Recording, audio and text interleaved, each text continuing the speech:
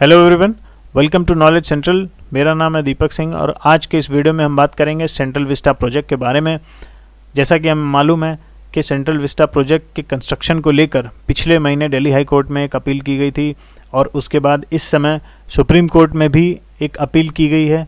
तो जानेंगे इस पूरे मामले को, जो पिटिशनर्स हैं उनका क्या कहना है, उनके क्या लॉजिक्स हैं, प्लस सुप्रीम कोर्ट ने अभी तक क्या कहा है, क्या डिसीजन अभी तक हाई कोर्ट ने दिया है, इन सारी चीज़ों को डिस्कस करेंगे। प्लस जानेंगे इस पूरे मामले में फैक्ट्स क्या कहते हैं।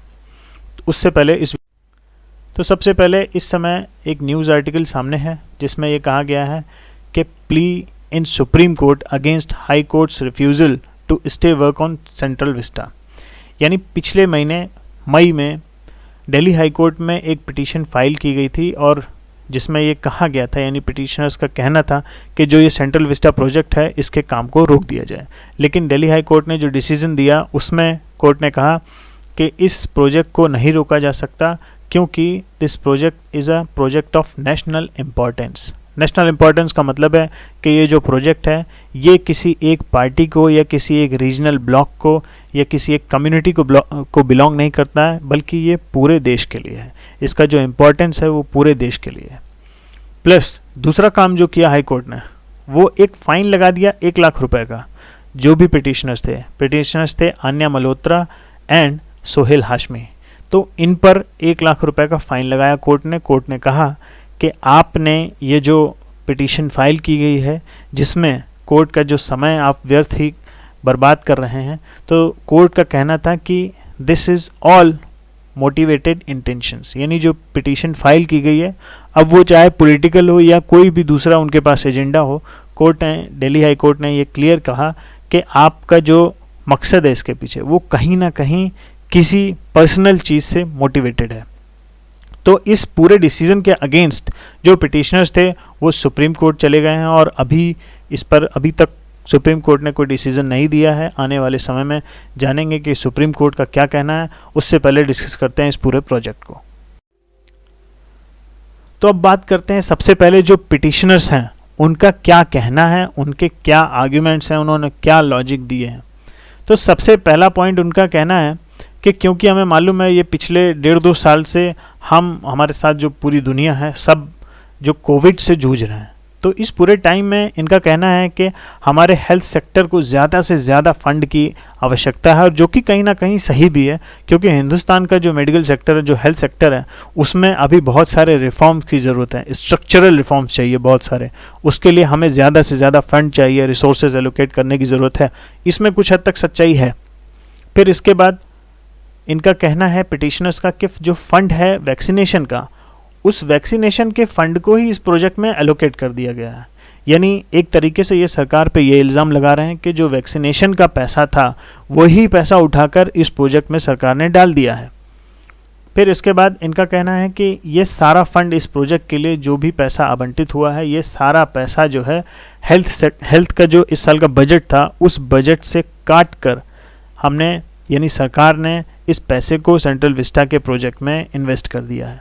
तो जानेंगे हम वीडियो में आगे कि देश का जो हेल्थ बजट है वो कितना है, पहले क्या ट्रेंड रहे हैं, इस समय बढ़ा है या घटा है, इन सारी चीज़ों को डिस्कस करेंगे। प्लस जानेंगे प्रोजेक्ट को लेकर सरकार ने अभी तक कितना पैसा एलोकेट किया है और जो टोटल कॉस्ट है वो कितनी है। इसके अलावा इन पिटिशनर्स का कहना है कि the construction of this central Vista project is completely against the democratic values of India. इनका कहना है कि यानी ये जो नई पार्लियामेंट बिल्डिंग बनेगी ये नहीं बननी चाहिए। क्यों? क्योंकि ये भारत की जो भी डेमोक्रेटिक वैल्यूज़ हैं उनके कम्प्लीटली अगेंस्ट है। तो इस पर भी बात करेंगे, कैसे इनके पॉइंट ऑफ व्यू से ये कैसे भारत के लोकतंत्र के लिए खतरा है, इसको भी जानेंगे। और जो सबसे इंटरेस्टिंग आर्ग्यूमेंट इन्होंने दिया है, इनका कहना है कि जब नई बिल्डिंग बन जाएगी पार्लियामेंट की तो क्या होगा, ओल्ड जो पार्लियामेंट बिल्डिंग है उसको डिमोलिश कर दिया जाएगा और जो कि क्या होगा, एक अटेम्प्ट होगा जो इस्लामिक आर्किटेक्चर है देश में उसको ख़त्म करने की तरफ सरकार का ये कदम होगा। अब इसमें बहुत सारा कन्फ्यूजन है। आई डोंट नो किस लॉजिक से और किस बिना पर इन्होंने ये बात कही है। खैर हम जानेंगे कि इस, यानी जो ओल्ड पार्लियामेंट बिल्डिंग है उसमें इस्लामिक आर्किटेक्चर कितना है, इन चीज़ों को डिस्कस करेंगे। प्लस जो ओवरऑल आर्किटेक्चर है वो कहाँ से इंस्पायर है, किसने बनाया, इन सारे। तो सबसे पहले हम डिस्कस करते हैं बजट। इस पूरे प्रोजेक्ट का प्लस जो हमारा हेल्थ सेक्टर है उसका बजट कितना है। तो अगर प्रोजेक्ट की बात करें तो इसकी जो टोटल एस्टिमेटेड कॉस्ट है वो है 20,000 करोड़ रुपए के आसपास, और अभी तक भारत सरकार ने 862 करोड़ एलोकेट कर दिया है for the construction of new parliament building and 466 crore rupees for central Vista Avenue, right. तो यानी अब तक 20,000 करोड़ में से केवल 862 करोड़ एक बार और 466 करोड़ एक बार, यानी यही पैसा 1300 करोड़ के आसपास का ये जो पैसा है अभी तक केवल इतना ही एलोकेट हुआ है, जबकि टोटल कॉस्ट कितनी है 20,000 करोड़। और इस पूरे फंड को ऐसा नहीं है कि एट वंस ही एलोकेट कर देना था, अभी ये तो केवल एलोकेशन, अभी जो पैसा जारी किया जाएगा वो फेज वाइज मैनर में यानी अलग अलग टाइम इंटरवल पर किया जाएगा। और अगर बात करें वैक्सीनेशन की, तो जैसा जो आर्ग्यूमेंट दिया था पिटिशनर्स ने, तो सरकार ने वैक्सीनेशन के लिए लगभग 60,000 करोड़ रुपए के आसपास का पैसा एलोकेट किया है। अभी तक ये पूरा खर्च नहीं हुआ है। अभी तक जो पैसा, अभी आप कोई न्यूज़ पढ़ेंगे या कहीं भी अगर चेक करेंगे तो कहीं 20,000 करोड़ लिखा मिलेगा, कहीं 25,000 करोड़ लिखा मिलेगा। वो इसलिए क्योंकि जो टोटल एस्टिमेट सरकार ने लगाया है कि 60,000 करोड़ के आसपास खर्च होगा, जिसमें से अब तक 25,000 करोड़ के आसपास जो है सरकार पैसा दे चुकी है। अब वो चाहे वैक्सीन के प्रोक्योरमेंट को लेकर हो, उनके रॉ मटेरियल्स को परचेज करने को लेकर हो, या जो भी कंपनी जैसे सीरम इंस्टीट्यूट ऑफ इंडिया या जो दूसरी कंपनीज़ हैं जो वैक्सीन बनाने में लगी हुई हैं इस काम में, उनको फंड देने की ज़रूरत हो, उनको अपने रिसोर्सेज को जनरेट करना हो या कुछ मॉडिफिकेशंस करने हो, तो इस रिगार्डिंग जो भी सरकार ने पैसा लगाया वो सब मिलाकर अब तक 25,000 करोड़ के आसपास है। और इसके बाद अगर बात करें इस साल के हेल्थ सेक्टर के बजट की, तो बजट 2021 से 22 में जो हमारा हेल्थ सेक्टर है उसके लिए सरकार ने 2,23,846 करोड़ रुपए एलोकेट किया है, और ये अब तक का सबसे बड़ा बजट माना जा रहा है हेल्थ सेक्टर को लेकर। क्यों? अभी वो सारे फैक्ट्स मैं आपको दिखाता हूँ। क्योंकि जो इस साल का बजट है इसमें लास्ट ईयर से 137% इंक्रीमेंट हुआ है, यानी 2020-21 के बजट से 137% ज़्यादा है। और ये सारा डेटा मैं आपको दिखा रहा हूँ PIB से, ये PIB की वेबसाइट है, और यहाँ पर आप देख सकते हैं कि सारा जो डेटा है कैसे 2019 से 20 में 86,000 करोड़ लगभग बजट था, 2020 से 21 में 94,452 करोड़, और 2021 से 22 में 2,23,846 करोड़। तो ये हम देख रहे हैं कि कैसे कंसिस्टेंटली पिछले कुछ सालों से जो हेल्थ सेक्टर का बजट है उसमें इंक्रीमेंट हो ही रहा था, प्लस क्योंकि कोविड की वजह से देश में काफ़ी ज़्यादा कॉम्प्लिकेशंस हैं, काफ़ी ज़्यादा मुश्किलात हैं, तो इस साल जो है हेल्थ सेक्टर पे बहुत ज़्यादा सरकार ने फोकस किया है। तो जैसा मैंने आपको बताया 1.8% वो इस साल ही सरकार खर्च कर रही है। तो अब अगर हम बात करें, डिस्कस करें कि ये जो सेंट्रल विस्टा प्रोजेक्ट है ये किस हद तक डेमोक्रेसी के अगेंस्ट है, तो सबसे पहले मैं बताऊं कि किसी भी डेमोक्रेटिक कंट्री में पार्लियामेंट को टेम्पल ऑफ डेमोक्रेसी कहा जाता है। टेम्पल ऑफ डेमोक्रेसी क्यों कहा जाता है? क्योंकि हर देश की जो पार्लियामेंट है उसी की जिम्मेदारी होती है ये मेनली, उसके अलावा भी जैसे जुडिशरी है प्लस बाकी ऑर्गन्स है, लेकिन मेनली ये पार्लियामेंट की जिम्मेदारी होती है कि वो इंश्योर करें कि डेमोक्रेसी उस कंट्री में बनी रहे, सस्टेन करती रहे, राइट। और इंडिया की अगर बात करें तो इंडिया के प्रोस्पेक्ट में जो पार्लियामेंट है उसमें 2 हाउसेस हैं, lower house and upper house, यानी लोकसभा एंड राज्यसभा। तो उन दोनों के जो भी हमारे रिप्रेजेंटेटिव्स हैं, यानी जो मेंबर ऑफ पार्लियामेंट हैं, दोनों हाउसेस के मिलाकर 800 के आसपास वो हो जाते हैं। फिर इसके बाद बहुत सारा जो उनका पर्सनल सबॉर्डिनेट स्टाफ है, फिर जो पार्लियामेंट का अपना खुद का स्टाफ है, और इसके बाद फिर सिक्योरिटी पर्सनल्स आते हैं, फिर बहुत सारे सीनियर ऑफिशियल्स आते हैं, फिर वो चाहे डिफेंस के हों या इंटेलिजेंस के हों या दूसरे मिनिस्ट्रीज़ के हों। फिर इसके बाद बात करें तो बहुत सारे मीडिया पर्सन्स वहाँ पर रहते हैं, लॉयर्स रहते हैं और बाकी दूसरे पर्सनालिटीज़। तो कुल मिलाकर 1,500 से 2,000 के आसपास के जो पॉपुलेशन है वो इस यानी पार्लियामेंट में रहती है। तो इन सब के लिए वहाँ पर रहना, काम करना, मतलब रहने से मतलब ऐसा नहीं है कि वहाँ पर रहते हैं बोरिया बिस्तर लेकर, डेफिनेटली एक टाइम वहाँ पर वो गुजारते हैं। तो सबको अपने ऑफिसेस चाहिए, सेमिनार हॉल्स चाहिए, कॉन्फ्रेंस हॉल चाहिए। फिर इसके अलावा जो पुरानी बिल्डिंग है वो अर्थक्वेक प्रूफ नहीं थी।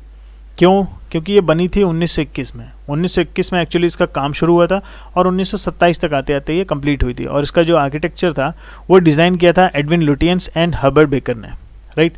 तो इन दोनों पर्सन्स ने इसका आर्किटेक्चर डिज़ाइन किया था, और क्योंकि पुरानी बिल्डिंग है, लगभग 100 साल हो ही गए, तो इस 100 साल पुरानी बिल्डिंग है और आज के टाइम में अगर हम देखें कि वो सस्टेन कर जाएगी, तो जाहिर सी बात है मॉडर्न नीड्स के हिसाब से, मॉडर्न जो रिक्वायरमेंट्स हैं उन चीज़ों को पूरी तरीके से फुलफ़िल नहीं कर पाएगी। इसीलिए इन सारे वजहों की वजह से ये ज़रूरत है कि एक नई पार्लियामेंट बिल्डिंग बनाई जाए जो कि आने वाले समय के हिसाब से सस्टेन कर सके, यानी कम से कम 200 से 250 साल आने वाले समय में वो सरवाइव कर सके और जो मॉडर्न नीड्स होंगी उनको फुलफ़िल कर सके। हाँ, ये हो सकता है, संभव है कि आने वाले समय में ज़रूरतें थोड़ी बदल जाएं, कुछ डिफरेंट चीज़ें हो जाएं, तो हो सकता है 100 साल बाद, 150 साल बाद एक और नई बिल्डिंग की ज़रूरत पड़े। लेकिन अभी फ़िलहाल के लिए ये माना जा रहा है कि 150 से 200 साल के आसपास जो टाइम है, उस टाइम तक ये बिल्डिंग, नई जो पार्लियामेंट बिल्डिंग बन रही है, वो सस्टेन कर जाए।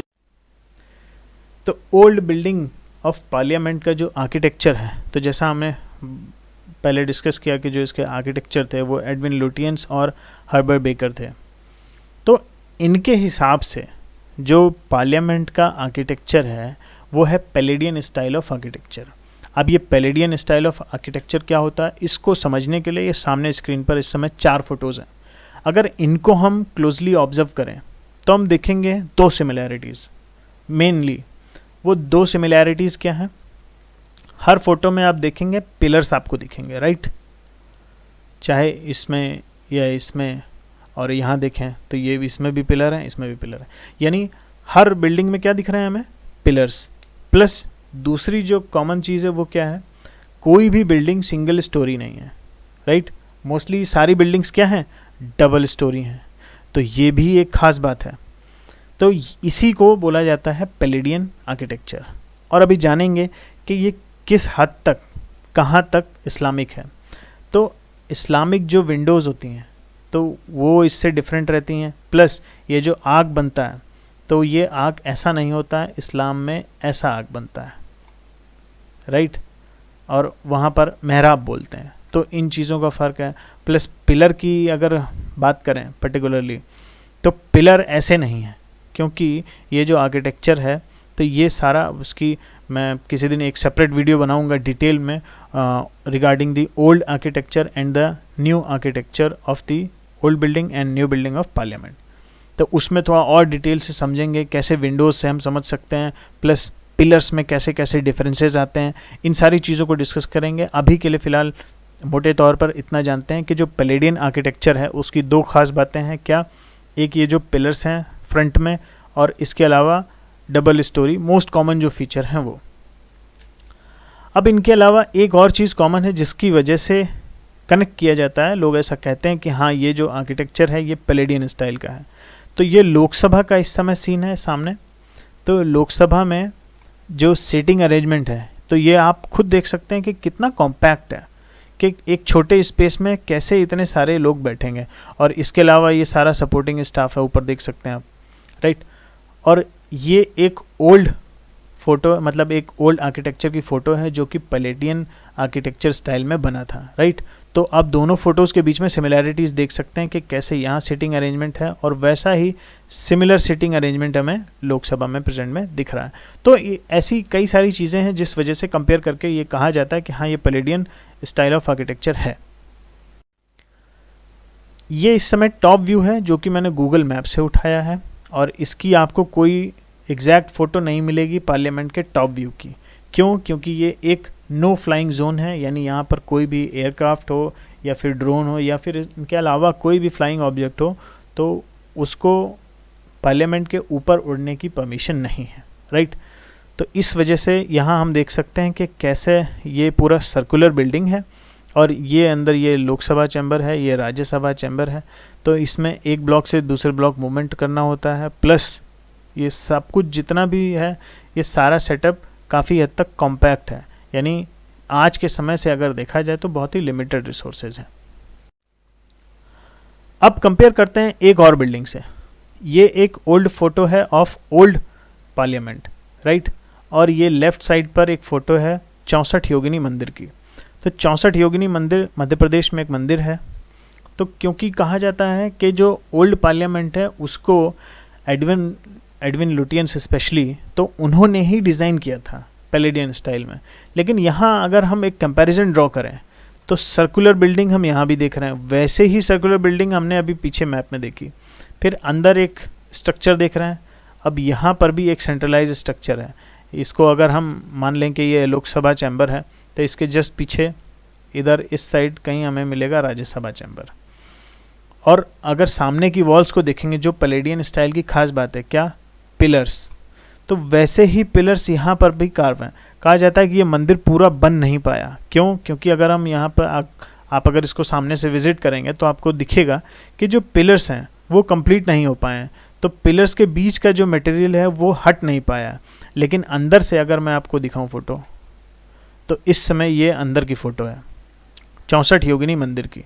तो ये अंदर का ये सेंट्रलाइज्ड आर्किटेक्चर है जहाँ मेन डेटी हैं, और इसके अलावा ये जितने भी पिलर्स हैं इन सब के बीच में एक एक और डेटी हैं, राइट। तो हम सिमिलैरिटीज़ दोनों में देख रहे हैं। अब ये आपको ड्रॉ करना है यहाँ से कंक्लूजन कि आप इसको पैलेडियन स्टाइल ऑफ आर्किटेक्चर प्योरली मानते हैं या फिर किस हद तक इसमें इस्लामिक आर्किटेक्चर है, ये भी आपने इसमें देख लिया, राइट। इनके अलावा कोई और स्पेसिफिक, कोई और डिस्टिंक्टिव आर्किटेक्चर इस बिल्डिंग में नहीं है। तो यानी अगर एक कॉम्प्रिहेंसिव, एक होलिस्टिक अप्रोच निकाला जाए तो उससे यही पता चलता है कि कहीं ना कहीं एक मिक्सचर है। 64 योगिनी मंदिर को बेस बनाकर उसमें पैलेडियन स्टाइल ऑफ आर्किटेक्चर को इंट्रोड्यूस किया गया, तब जाकर जो हमारी ओल्ड पार्लियामेंट बिल्डिंग थी तब वो बनी थी। अब बात करते हैं कंक्लूजन की इस पूरे वीडियो की। तो क्योंकि हाई कोर्ट इस पर पहले डिसीजन दे चुका है, इस बिल्डिंग को जो यानी सेंट्रल विस्टा प्रोजेक्ट है उसको project of national importance declare कर दिया है, प्लस जो पिटिशनर्स थे उन पे 1 लाख का फ़ाइन भी लगा दिया है। लेकिन अभी क्योंकि ये मामला सुप्रीम कोर्ट पर है तो इसलिए बहुत ज़्यादा इस पर कमेंट नहीं करेंगे। हाँ, हम एक राय बना सकते हैं लेकिन इस पर कोई जजमेंट हम नहीं पास कर सकते, राइट। तो मैं आपसे इतना ही कहूँगा, जो भी फैक्ट्स मैंने प्रेजेंट किए हैं वीडियो में, उन सारे फैक्ट्स को मद्देनज़र रखते हुए आप एक राय अपनी ज़रूर बना सकते हैं। और जो पिटिशनर्स का इंटेंशन था उसको भी कुछ हद तक आप जान सकते हैं कि वो क्या कहना चाह रहे थे, क्या चाहते थे। Thank you for the day. बने रहें नॉलेज सेंट्रल के साथ।